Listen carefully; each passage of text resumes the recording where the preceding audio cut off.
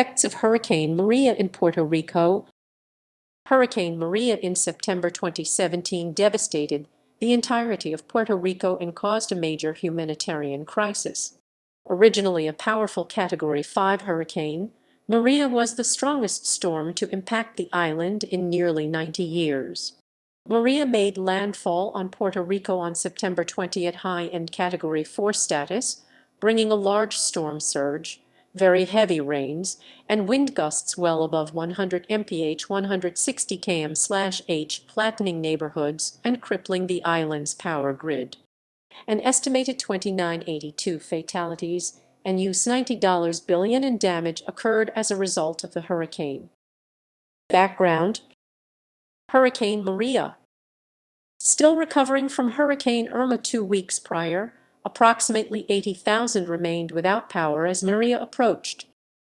Storm history up to landfall. Maria first developed into a tropical depression on September 16 while it was located about 665 miles 1070 km east of Barbados. Quite favorable conditions allowed the storm to gradually strengthen throughout the day, although the center briefly became exposed before a convective burst over the center propelled Maria to hurricane strength late on September 17. Over the next 24 hours, Maria explosively strengthened to Category 5 status just 15 miles 25 km east-southeast of Dominica before it made landfall shortly afterwards on the island early on September 19. Despite some slight weakening, Maria attained its peak intensity early on September 20, roughly 30 miles 45 km south of St. Cuau, with maximum sustained winds of 175 mph 282 km/h and a minimum central pressure of 908 mbar 26.8 in Hg. Maria made its closest approach to St. Cuau around 5:00 UTC on September 20, passing within 20 miles 35 km of the island. The storm's outer eye wall lashed the island, but the inner eye wall remained offshore. Hours later, the outer eye wall hit Vieques, an island off of Puerto Rico's eastern coast. By this time, an eye wall replacement cycle had occurred, causing Maria to weaken to Category 4 strength. Maria made landfall in Puerto Rico just south of Yabucoa around 10:15 UTC. With sustained winds of 155 mph 250 km/h and a central pressure of 920 mbar 27 in Hg. This was the second most intense hit on the island since record-keeping began, with only the 1928 San Felipe Segundo hurricane having been the only Category 5 hurricane to strike the island, although the comparisons between the two are insignificant. Infrastructure and recession. Puerto Rico Electric Power Authority PREPA struggled with increasing debt, reaching $9 billion even before the hurricanes, prompting them to file for bankruptcy. Furthermore, the company lost 30% of its employees since 2012. Aging infrastructure across the island makes the grid more susceptible to damage from storms. The median age of PREPA power plants is 44 years. Inadequate safety also plagues the company, and local newspapers frequently describe poor maintenance and outdated controls. In the decade preceding Maria, Puerto Rico suffered from major financial decline and crippling debt from poor fiscal management. Early in 2017, the territory filed for bankruptcy as its public debt reached $74 billion. A change in taxation policy prompted an exodus of lucrative business and reduced tax revenue. Unemployment rates reached 45%. Preparations. Forecasts of Hurricane Maria's track from the National Hurricane Center proved evacuation orders were issued in Puerto Rico in advance of Maria, and officials announced that 450 shelters would open in the afternoon of September 18. As of September 19, at least 2,000 people in Puerto Rico had sought shelter. Impact. The storm made landfall on Puerto Rico on Wednesday, September 20. A sustained wind of 64 mph 103 km/h with a gust of 113 mph 182 km/h was reported in San Juan, Puerto Rico immediately prior to the hurricane making landfall on the island. After landfall, wind gusts of 109 mph, 175 km/h were reported at Yabucoa Harbor and 118 mph, 190 km/h at Camp Santiago. A minimum barometric pressure reading of 926.6 in bar 27.36 in HD was reported in Yabucoa. In addition, very heavy rainfall occurred. Widespread flooding affected San Juan, waist-deep in some areas, and numerous structures lost their roof. The coastal La Perla neighborhood of San Juan was largely destroyed. Getano saw extensive damage, with the Juana Matos neighborhood estimated to be 80% destroyed. The primary airport in San Juan, the Luis Munoz Marin International Airport, was slated to reopen on September 22. Storm surge and flash flooding stemming from floodgate releases at La Plata Lake Dam converged on the town of Toa Baja, trapping thousands of residents. Survivors indicate that floodwaters rose at least 6 ft 1.8 m in 30 minutes, with floodwaters reaching a depth of 15 ft 4.6 m in some areas. More than 2,000 people were rescued once military relief reached the town 245 hours after the storm. At least 8 people died due to the flooding, while many are unaccounted for. The hurricane completely destroyed the island's power grid, leaving all 3.4 million residents without electricity. Puerto Rican Governor Ricardo Rossello stated that it could take months to restore power in some locations, with San Juan Mayor Carmen Yulín Cruz estimating that some areas would remain without power for 4 to 6 months. Communication networks were crippled across the island. 95% of cell networks were down, with 48 of the island's 78 counties' networks being completely inoperable. 85% of above-ground phone and internet cables were knocked out. Only one radio station, WAPA 680 AM, remained on air through the storm. The NEXRAD Doppler weather radar of Puerto Rico has also been literally blown away. The radome, which covers the radar antenna and which had to withstand winds of more than 130 mph, was destroyed, while the antenna of 30 feet in diameter was blown from the pedestal, the latter remaining intact. The radar is 2,800 feet above sea level, and the anemometer at the site measured winds of about 145 mph before communications broke, which means winds at that height were likely 20% higher than what was seen at sea level, with possibly Category 5 winds being felt. Its replacement will take a few months. The nearby island of Vieques suffered similarly extensive damage. Communications were largely lost across the island.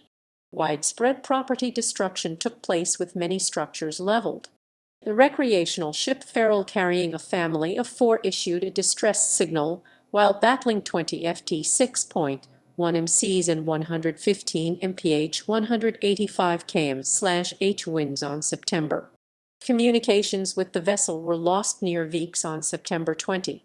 The United States Coast Guard, United States Navy, and British Royal Navy conducted search and rescue operations utilizing an HC-130 aircraft, a fast response cutter, USS Kearsarge, RFA Mounts Bay, and Navy helicopters.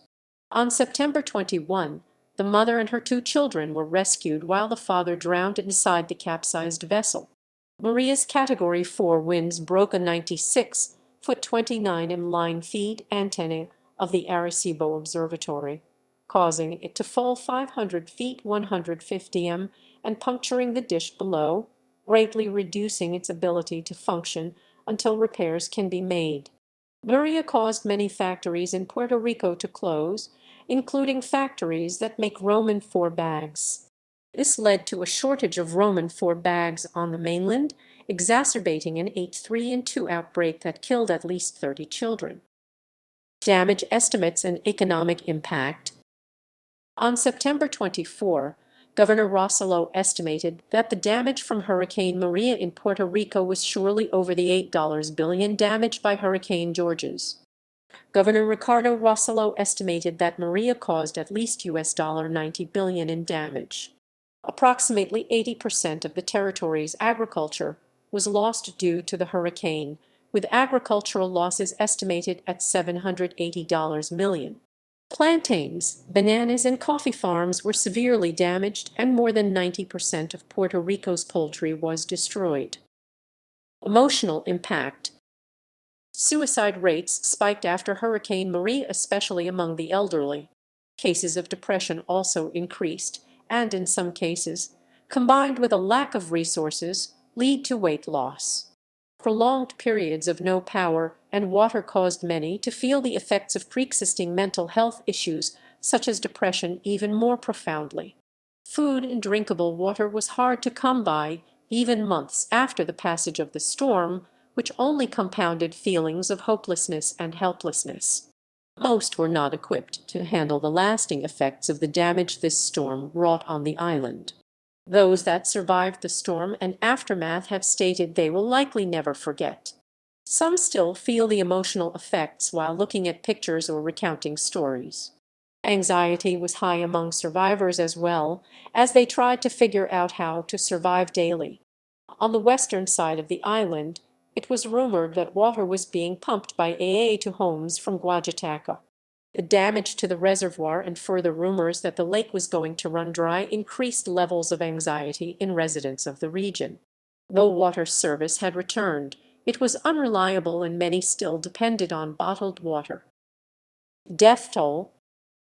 In the months following Maria, media outlets, politicians, and investigative journalists questioned the official death toll of 64 from the government of Puerto Rico. A 2-week investigation in November 2017 by CNN of 112 funeral homes, approximately half of the island, revealed 499 hurricane-related deaths between September 20 and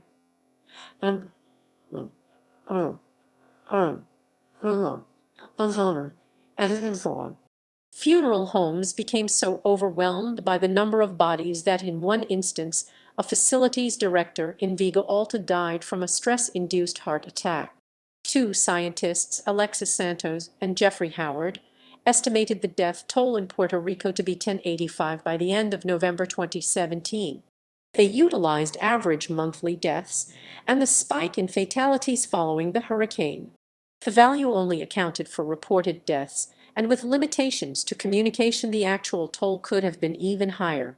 By the end of November, the Puerto Rican government maintained that their report of 55 fatalities was the most accurate, despite ample contrary evidence collected by media and investigative journalists. Utilizing a similar method, the New York Times indicated an increase of 1052 fatalities in the 42 days following Maria compared to previous years. Significant spikes in causes deaths compared to the two preceding Septembers included sepsis plus 47%, pneumonia plus 45%, emphysema plus 43%, diabetes plus 31%, and Alzheimer's and Parkinson's plus 23%. Robert Anderson at the National Center for Health Statistics conveyed the increase in monthly fatalities was statistically significant and likely driven in some capacity by Hurricane Maria. By mid-December, Governor Rosselló ordered a recount and new analysis of the official death toll. On August 28, 2018, the government of Puerto Rico revised the official death toll to be 2,975 people, ranking Maria as one of the deadliest hurricanes in United States history. The official estimate is based on a study commissioned by the governor of Puerto Rico. Aftermath. There is a humanitarian emergency here in Puerto Rico. Rico. This is an event without precedent. The power grid was effectively destroyed by the hurricane, leaving millions without electricity. Governor Ricardo Rosselló estimated that Maria caused at least $90 billion in damage. As of September 26, 95% of the island was without power, less than half the population had tap water, and 95% of the island had no cell phone service. On October 6, a little more than 2 weeks after the hurricane, 89% still had no power, 44% had no water service, and 58% had no cell service. 1 month after the hurricane, 88% of the island was without power, about 3 million people, 29% lacked tap water, about 1 million people, and 40% of the island had no cell service. 3 months after the hurricane, 45% of Puerto Ricans still had no power, over 1.5 million people. 14% of Puerto Rico had no tap water.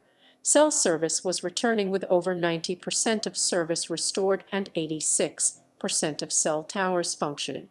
2 weeks after the hurricane, International Relief Organization, Oxfam, chose to intervene for the first time on American soil since Hurricane Katrina in 2005. 1 month after the hurricane, all hospitals were open, but most were on backup generators that provide limited power. About half of sewage treatment plants on the island were still not functioning. FEMA reported 60,000 homes needed roofing help and had distributed 38,000 roofing tarps. The island's highways and bridges remained heavily damaged nearly a month later. Only 392 miles of Puerto Rico's 5,073 miles of road were open. A month later, some towns continued to be isolated and delivery of relief supplies, including food and water, were hampered. Helicopters were the only alternative. As of October 1, there were ongoing fuel shortage and distribution problems, with 720 of 1,100 gas stations open. The Guajataca Dam was structurally damaged, and on September 22, the National Weather Service issued a flash flood emergency for parts of the area in response. Tens of thousands of people were ordered to evacuate the area, with about 70,000 thought to be at risk. The entirety of Puerto Rico was declared a federal disaster zone shortly after the hurricane. The Federal Emergency Management Agency planned to open an air bridge with 3 to 4 aircraft carrying essential supplies to the island daily starting on September 22. Beyond flights involving the relief effort, limited commercial traffic resumed at Luis Munoz Marin International Airport on September 22 under primitive conditions. A dozen commercial flights operated daily as of September 26. By October 3, there were 39 commercial flights per day from all Puerto Rican airports, about a quarter of the normal number. The next day, airports were reported to be operating at normal capacity. In marked contrast to the initial relief efforts for Hurricane Katrina and the 2010 Haiti earthquake, on September 22, the only signs of relief efforts were beleaguered Puerto Rican government employees. The territory's government contracted 56 small companies to assist in restoring power. 8 FEMA Urban Search and Rescue U.S. and our teams were deployed to assist in rescue efforts. On September 24, the amphibious assault ship USS Kearsarge and the dock landing ship USS Oak Hill under Rear Admiral Jeffrey W. Hughes, along with the 2,400 Marines of the 26th Marine Expeditionary Unit, arrived to assist in relief efforts. By September 24, there were 13 United States Coast Guard ships deployed around Puerto Rico assisting in the relief and restoration efforts: the national security cutter USC James, the medium endurance cutters USC Diligence, USC Forward, USC Venturous, and USC Valiant, the fast response cutters USC Donald Horsley, USC. Federal aid arrived on September 25 with the reopening of major ports. 11 cargo vessels collectively carrying 1.3 million liters of water, 23,000 cots, and dozens of generators arrived. Full operations at the ports of Guayanilla, Salinas, and Taloboa resumed on September 25, while the ports of San Juan Fajardo, Culebra, Guayama, and Vieques had limited operations. The United States Air Force Air Mobility Command has dedicated 8 Seaminus, 17 Globemaster aircraft to deliver relief supplies. The Air Force assisted the Federal Aviation Administration with air traffic control repairs to increase throughput capacity. The United States Transportation Command moved additional personnel and 8 U.S. Army UH-60 Black Hawk helicopters from Fort Campbell, Kentucky to Luis Munoz Marin International Airport to increase distribution capacity. The United States Army Corps of Engineers deployed 670 personnel engaged in assessing and restoring the power grid as of September 25, 83 generators were installed, and an additional 186 generators were en route. As of September 26, agencies of the U.S. government had delivered 4 million meals, 6 million liters of water, 70,000 tarps, and 15,000 rolls of roof sheeting. National Guard troops were activated and deployed to Puerto Rico from Connecticut, Georgia, Iowa, Illinois, Kentucky, Missouri, New York, Rhode Island, and Wisconsin. On September 29, the hospital ship Ussan's Comfort left port at Norfolk, Virginia, to help victims of Hurricanes Irma and Maria, and arrived in San Juan on October 3. A couple of days later, the Comfort departed on an around the island tour to assist, remaining a dozen miles offshore. Patients were brought to the ship by helicopter or boat tender after being referred by Puerto Rico's Department of Health. However, most of the 250-bed floating state-of-the-art hospital went unused despite overburdened island clinics and hospitals because there were few referrals. Governor Rossello explained on or about October 17 that the disconnect or the apparent disconnect was in the communications flow, and added, "I asked for a complete revision of that so that we can now start sending more patients." After remaining offshore for 3 weeks, the Comfort docked in San Juan on October 27, briefly departing only once to restock. As of Nov. 8, the Comfort's staff had treated 1,476 patients, including 147 surgeries and 2 births. On September 27, the Pentagon reopened 2 major airfields on Puerto Rico and started sending aircraft, specialized units, and a hospital ship to assist in the relief effort. Brigadier General Richard C. Kim, the Deputy Commanding General of United States Army North, massive amounts of water, food, and fuel either had been delivered to ports in Puerto Rico or were held up at ports in the mainland United States because there was a lack of truck drivers to move the goods into the interior. The lack of communication networks hindered the effort as only 20% of drivers reported to work. As of September 28, the port of San Juan had only been able to dispatch 4% of deliveries received and had very little room to accept additional shipments. As of September 28, 44% of the population remained without drinking water.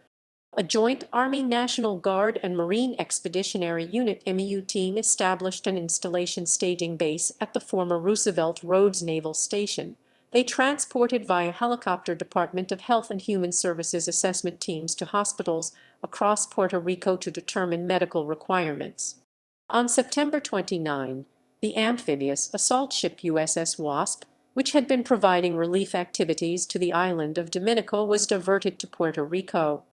As of September 30, FEMA official Alejandro de la Campa stated that 5% of electricity, 33% of the telecommunications infrastructure, and 50% of water services had been restored to the island.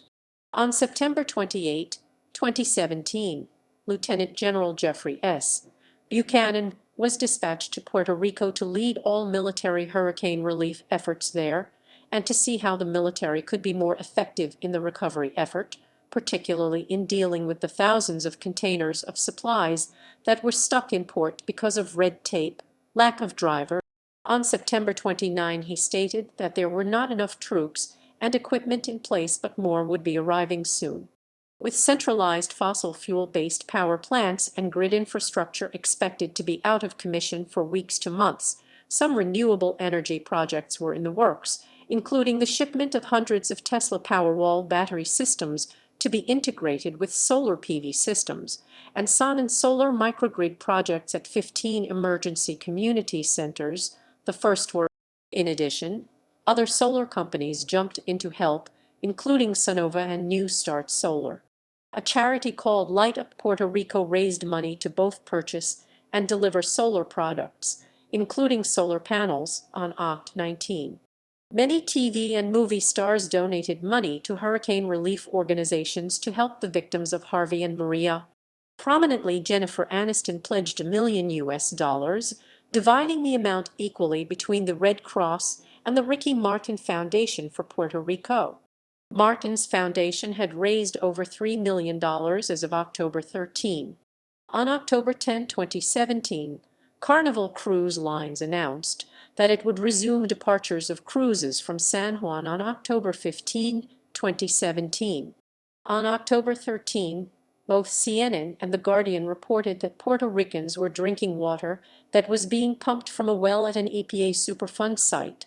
The water was later determined to be safe to drink. On October 13, the Trump administration requested $4.09 billion to fund a loan program that Puerto Rico could use to address basic functions and infrastructure needs. As of October 20, only 18.5% of the island had electricity, 49.1% of cell towers were working, and 69.5% of customers had running water, with the slowest restoration in the north. Ports and commercial flights were back to normal operations, but 7.6% of USP's locations, 11.5% of supermarkets, and 21.4% of gas stations were still closed. 4,246 people were still living in emergency shelters, and tourism was down by half. As of November 5, more than 100,000 people had left Puerto Rico for the mainland. A December 17 report indicated that 600 people remained in shelters while 130,000 had left the island to go to the mainland. Possible leptospirosis outbreak.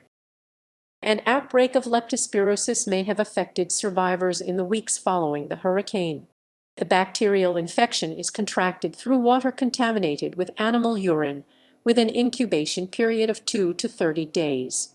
Since large areas of Puerto Rico were without tap water, residents were forced to use other sources of water that may be contaminated, such as local streams. By October 23, 4 people were suspected of having died from the disease, while 74 others were suspected of being infected. There were 18 confirmed cases, 4 confirmed deaths, and 99 suspected cases by November 7. Puerto Rico averages 5 cases of leptospirosis per month under normal conditions.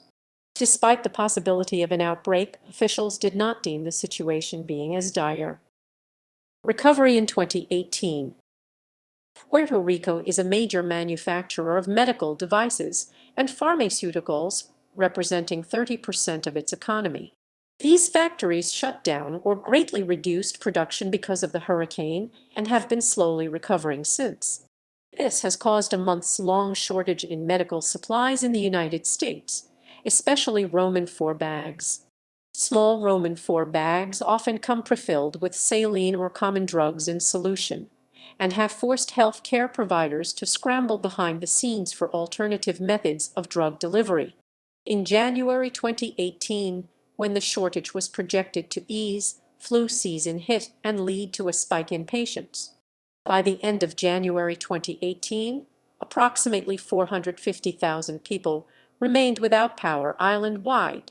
On February 11, an explosion and fire damaged a power substation in Monticello, causing a large blackout in northern parts of the island, including San Juan, Trujillo Alto, Guaynabo, Carolina, Caguas, and Juncos. Cascading outages affected areas powered by substations in Villa Bettina and Quebrada Negrito. Approximately 400 megawatts of electricity production. Recovery after 2018. In 2018, the electric and water service was restored to most of the island, though power outages continued. In 2020, FEMA officials indicated the island was not prepared for another hurricane. Marking the 4-year anniversary of the storm, the majority of reconstruction work has not been commenced nor completed, including plans to strengthen the island's electric grid. As of September 2021, FEMA has only disbursed 18% of funds assigned to the island. As of 2021, of the 19,558 homes affected by the hurricane, on September 23, Contiguan Governor Pedro Pierluisi stated the government had identified 7,060 homes in 39 municipalities which lost their ceilings during the hurricane and still used blue tarps. Criticism of U.S. government response. The U.S. Department of Homeland Security (DHS) did not immediately waive the Jones Act for Puerto Rico, which prevented the Commonwealth from receiving any aid and supplies from non-U.S. flagged vessels from U.S. ports. A DHS security spokesman said that there would be enough U.S. shipping for Puerto Rico, and that the limiting factors would be port capacity and local transport capacity. The Jones Act was waived for a period of 10 days starting on September 28 following a formal request by Puerto Rico Governor Rossello. San Juan Mayor Carmen Yulín Cruz called the disaster a terrifying humanitarian crisis and on September 26 pleaded for relief efforts to be sped up. The White House contested claims that the administration was not responding effectively. General Joseph L. Lengyel, chief of the National Guard Bureau, defended the Trump administration's response and reiterated that relief efforts were hampered by Puerto Rico being an island rather than on the mainland. President Donald Trump responded to accusations that he does not care about Puerto Rico. Puerto Rico is very important to me, and Puerto Rico, the people, are fantastic people. I grew up in New York, so I know many people from Puerto Rico. I know many Puerto Ricans, and these are great people, and we have to help them. The island is devastated. The same day, the group released this statement. While the U.S. government is engaged in relief efforts, it has failed to address the most urgent needs. Oxfam has monitored the response in Puerto Rico closely, and we are outraged at the slow and inadequate response the U.S. government has mounted, said Oxfam America's President Abby Maxman. Oxfam rarely responds to humanitarian emergencies in the U.S. and other wealthy countries, but as the situation in Puerto Rico worsens and the federal government's response continues to falter, we have decided to step in. The U.S. has more than enough resources to mobilize an emergency response, but has failed to do so in a swift and robust manner. In an update on October 19, the agency called the situation in Puerto Rico unacceptable and called for a more robust and efficient response from the U.S. government. On October 3, 2017, President Trump visited Puerto Rico. He compared the damage from Hurricane Maria to that of Hurricane Katrina, saying, "If you looked, every death is a horror, but if you look at a real catastrophe like Katrina, and you look at the tremendous hundreds and hundreds and hundreds of people that died, and you look at what happened here with really a storm that was just totally overbearing, nobody has seen anything like this. What is your death count?" Trump's remarks were widely criticized for implying that Hurricane Maria was not a real catastrophe. While in Puerto Rico, Trump also distributed canned goods and paper towels to crowds gathered at a relief shelter and told the residents of the devastated island, "I hate to tell you, Puerto Rico, but you've thrown our budget a little out of whack because we've spent a lot of money on Puerto Rico, and that's fine. We saved a lot of lives." On October 12, in response to a request for clarification on the tweet from Governor Rossello, John F. Kelly assured that no resources were being pulled and replied, "Our country will stand with those American citizens in Puerto Rico until the job is done." After visiting Puerto Rico about 2 months after the hurricane, Refugees International issued a report that severely criticized the slow response of the federal authorities, noted poor coordination and logistics, and indicated the island was still in an emergency mode and in need of more help. Whitefish contract. Soon after the hurricane struck, Whitefish Energy, a small Montana-based company with only 2 full-time employees, was awarded a $300 million contract by PREPA, Puerto Rico's state-run power company, to repair Puerto Rico's power grid, a move considered by many to be highly unusual for several reasons. The company contracted more than 300 personnel, most of them subcontractors, and sent them to the island to carry out work. PREPA cited Whitefish comparatively small upfront cost of $3.07 million for mobilization as one of the main reasons for contracting them over larger companies. PREPA Executive Director Ricardo Ramos stated, "Whitefish was the only company, it was the first that could be mobilized to Puerto Rico. It did not ask us to be paid soon or a guarantee to pay." No requests for assistance had been made to the American Public Power Association by October 24.